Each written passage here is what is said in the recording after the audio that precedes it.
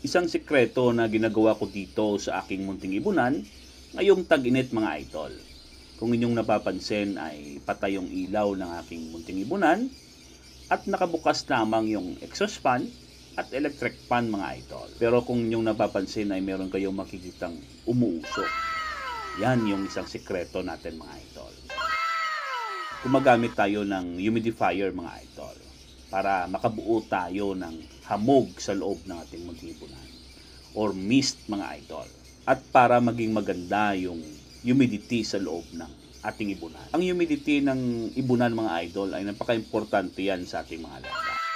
Dahil kapag sobrang tuyong-tuyo yung paligid at sobra-sobra yung init mga idol, ay yung mga itlog ng ating mga alaga ay nababalot yan mga idol. Hindi yan mapipisa, hindi yan makakasurvive mga idol. Kaya kung ang ibunan mo ay tulad ng sa akin na semi-indoor, ay para sa'yo ang video na to idol.